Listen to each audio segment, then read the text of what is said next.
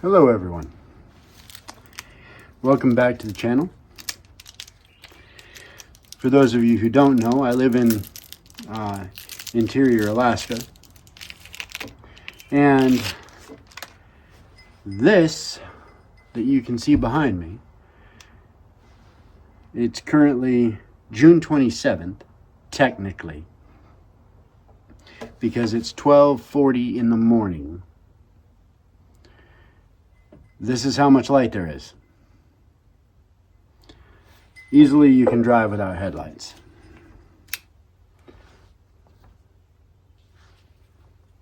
Double guillotine cigar cutter this morning, or tonight, depending on your point of view. Mine is tonight. I'm actually cutting a cigar in half. I'm going to try this one. It's a super cheap cigar.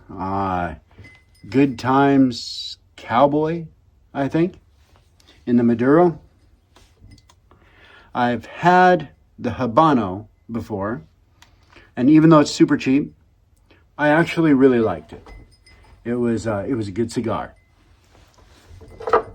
I tested one of these like 4 weeks ago, and I was not a fan. But I thought, if I let them rest in my humidor for a while, maybe they'll get better. So that's what I'm trying now. Toast the end.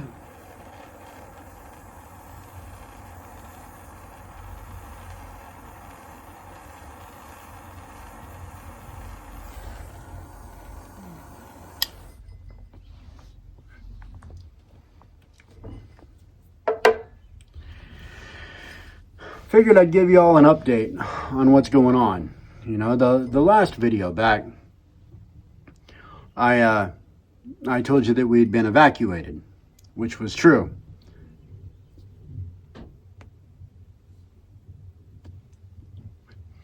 For those of you who did not see the video, there was a forest fire that started on the opposite side of a nearby hill. They ended up working its way right over top of the crown and came down the hill towards us. It was a little sketchy, so forestry ordered a level 1 evacuation of my subdivision, which is, for clarification and reference, my subdivision is literally 1 mile from the closest subdivision to us. Okay? And that's only on one side. The other side, there's no subdivision for 60 miles. No, more than that. 100 miles. So the closest subdivision to us towards my little hometown is 1 mile, right? They evacuated my subdivision, and that was where the last post was.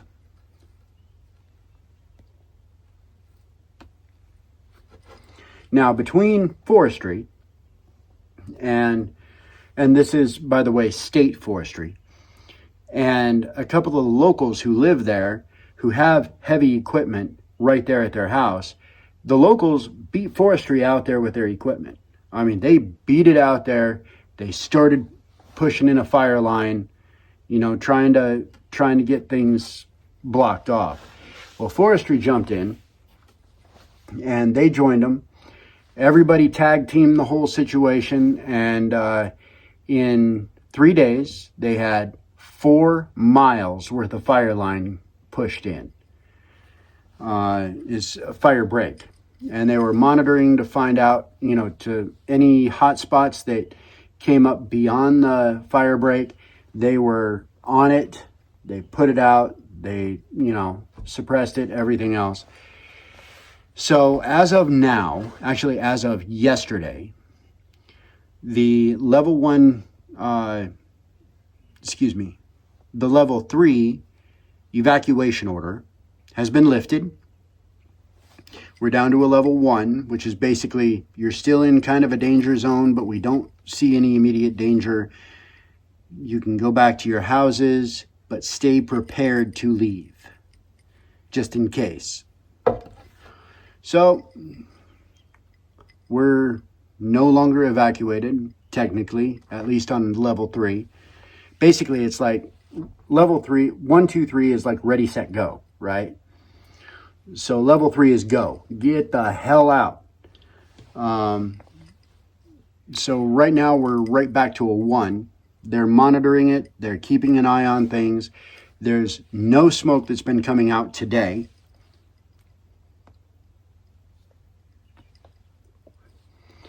No smoke has been seen in the area today, but the issue with fires up here is that we have such a layer of moss and, overgrowth that, you walk out across the flats and the ground literally squishes like 8-10 inches below you, right? All of that is moss. Well, all of that moss is interwoven with all of the root systems from different trees. The moss itself is basically a shrub that will cover many, many miles, many square miles all at one shot. And all of those are intertwined underneath the surface. Well, the fire can actually travel miles underground and then just erupt several days later somewhere else. And a tree goes off just like a Roman candle, especially these spruce trees that we have here locally. Just erupts in flames and starts catching other trees on fire because the other trees are being dried out by the underground fire already anyway. So it's pretty sketchy, but they're trying to keep an eye on everything. They're watching everything with infrared thermal cameras, trying to find out, is the fire underground? Where is it? Is it spreading? Is it going beyond our fire line? All that happy stuff.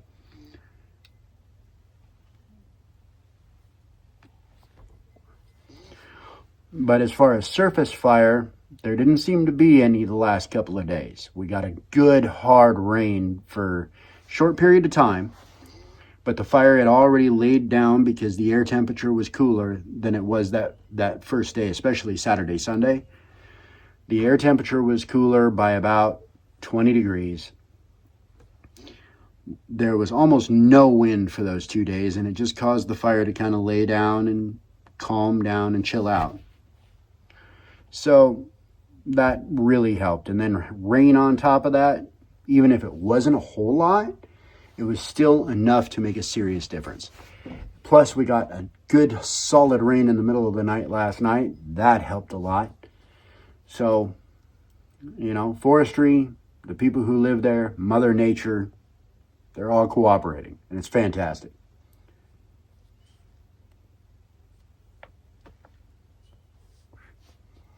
So, that's good news. No structures were lost. No lives were lost. No injuries from that forest fire. But the whole state of Alaska seems to be on fire. There's something like 300 and some fires going on right now. Well, not all, but the majority of them started by lightning strikes. We had a huge thunderhead go right through the entire interior of Alaska from north to south. And there was some insane amount of number of lightning strikes, like 63 some odd thousand lightning strikes from that one thunderhead rolling right across the state. Now, bear in mind, rolling across the state in terms of distance, if you're from the United States, would be the equivalent of the Canadian border to Texas. Okay, that's the distance of the stretch of land, right? But it went right down through the interior, freaking like 200 miles wide or such a matter, and just constant lightning and thunder. We've had 3 more thunderstorms right here that lit up the skies. It was beautiful, but it has caused quite a lot of concern with state forestry and the locals because of potential for more fires.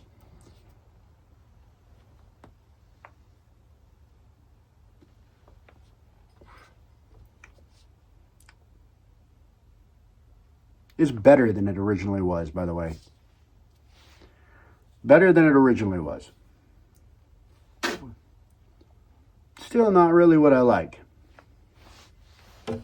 but better. The lighter I'm using is a, where are we? Flat flame lighter. Pretty neat, really. Nice wide flat flame by Xikar. I think it was about 70 ball. Yeah, I can't even speak. It's too late. $70. Good lighter though. I love this thing. The cutter that I'm using is a Calibri that I just got. Got this from Amazon. Nice little double guillotine cutter. Will cut up to, I think, a 65 gauge or 64 gauge. That was $40. No, that one was $30. My bad.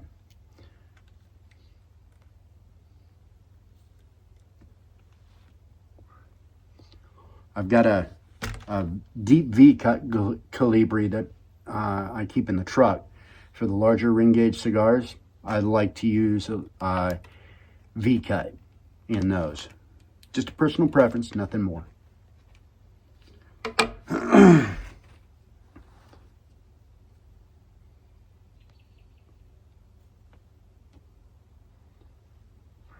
But yeah, this is the amount of light at currently, 12:51 in the morning. Solstice was just a few days ago.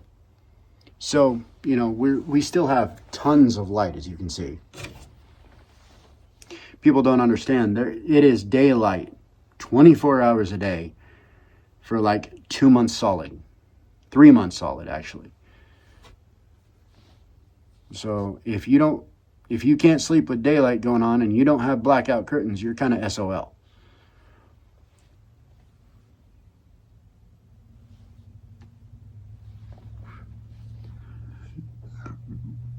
But it's been pretty good the last few days, actually. We got hammered hard on business. Oh my goodness. I had a day where I was supposed to have some relief up at the front, right? Another barista was supposed to be coming in to relieve me. No big deal. It was going to happen right about 1-ish.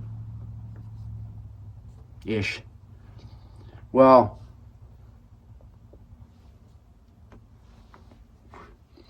she called in fairly early in the day, actually,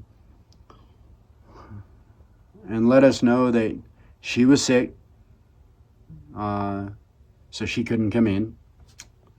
Fan-fucking-tastic, right? So I had to do open to close, which is 6 a.m. to 8 p.m. Starting at 7 a.m., it never stopped for more than 15 minutes. Just long enough for me to clean up from the last rush and get the coffee shop area cleaned up, everything put back, restocked, and then I'd get hit again. Oh, all fucking day. 13 hours straight of that. You know, people ordering drinks, ordering food, me having to make the drinks, any breakfast items that had to be made for orders, I have to make them up at the top. It was insane. I was ready to die at the end of the night, man. I'm like, yeah, just show me a place. It doesn't have to be my bed, just somewhere reasonably soft. I'm going to go fall over.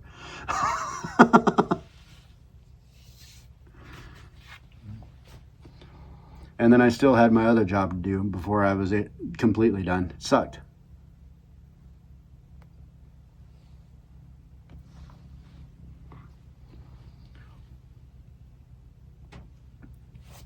What are you going to do except just power through, right?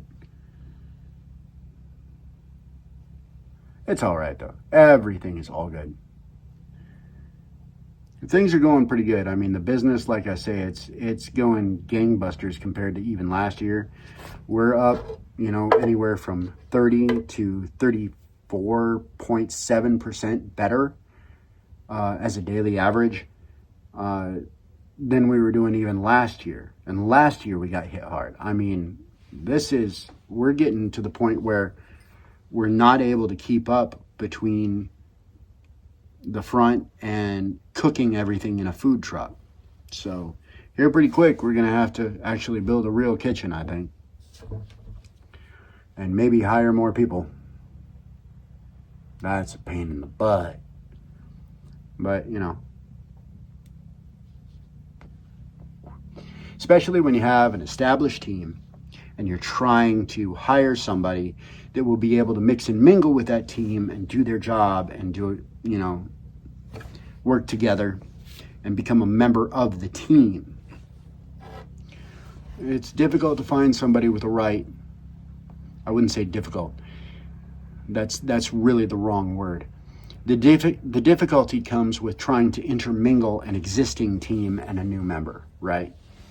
As long as the person knows what they're doing, can learn quickly, knows what they're doing, can work with the team, be verbal, be communicative, they can usually work their way into the team without too much trouble. But it's finding somebody with those traits. I mean, shit, I even had a Gen Xer that just fucking disappointed me. That was frustrating.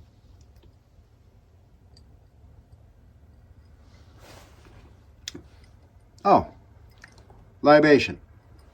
Old-fashioned. What I consider to be a maple old-fashioned, because instead of brown sugar, I opted to use maple syrup. And the base for this is actually Old Forester's Rye 100. Pretty good.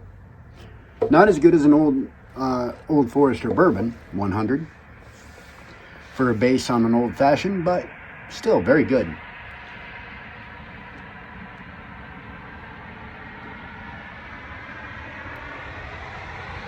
Probably my favorite bourbon and rye actually are the Old Forester 100 series. I absolutely love those. Flavor's on point. Kick is on point. Just a very relaxing couple of drinks, and I like that. Because I don't drink to get drunk, I drink to relax, chill, especially late at night like this, try to get my mind to shut down so I can just rest.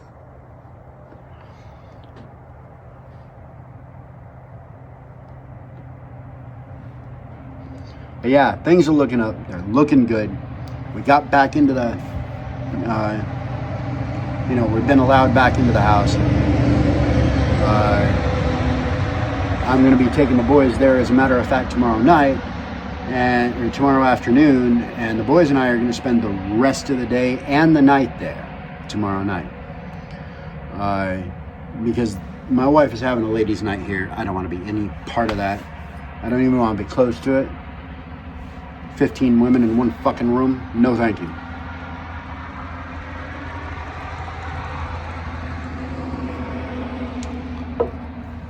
So, I'm going to go home. Where I belong anyway. I'm even going to take the dog. Let him out and run, play.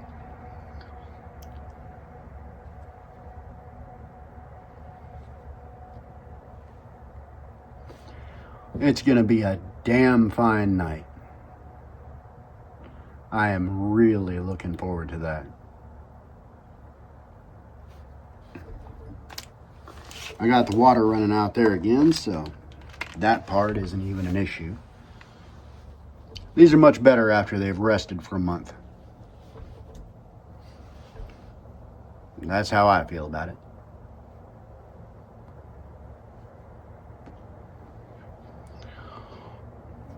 The flavors themselves, pretty generic, right? Real generic, as a matter of fact. But the how should I put it? When I first got these, there was a distinct harshness to the tobacco itself. Really was harsh on the back of the throat, just not a pleasant smoke. So I figured letting it rest, like I say, for, a good long while. So it's been in there for right about a month since I got it. Maybe a little more, I don't know. Figured I'd try it tonight, and sure enough, it's not harsh on the back of my throat anymore. The flavors melded together a little bit better, but it's still a super generic flavor. Super generic tobacco flavor profile. Nothing fancy at all. But for $1.50 a stick, what the fuck do you want? Something to just relax and enjoy of an evening or of a day.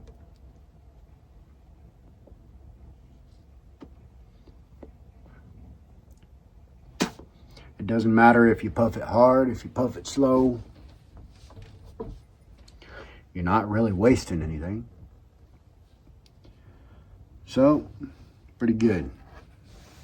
Pretty good for a nice cheap little stick. Tomorrow, I think I'm gonna probably take out a couple of Diesels with me. Diesel cigars. And I'm gonna take my Rat Rays bare knuckle pipe. Just smoke most of the time I'm out there, just because I can.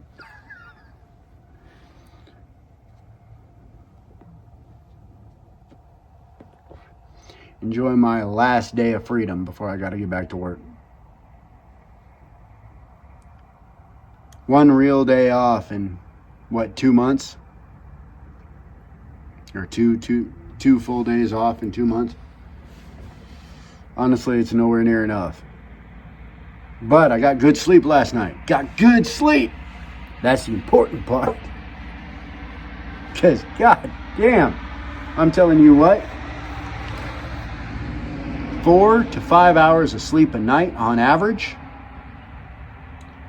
And then follow that up with a 14-hour shift here and not being able to get to bed until midnight, 1 o'clock. Get up the next morning, start over again. I got this job, I got another job. Fuck. Stupid, right? You gotta do what you gotta do.